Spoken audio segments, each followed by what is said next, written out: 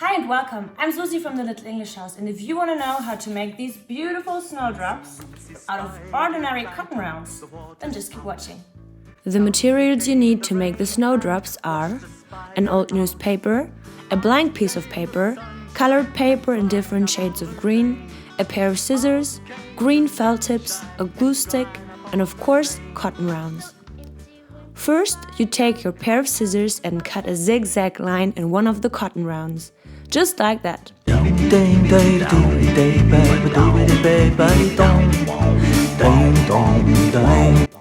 I want to have 3 snowdrops, so I'll need 3 zigzag cotton rounds.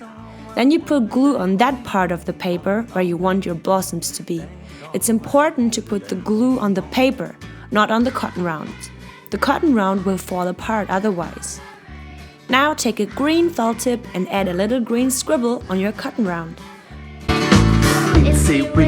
And now you can add the flower stalk with the same green felt tip. Take another shade of green to add some grass.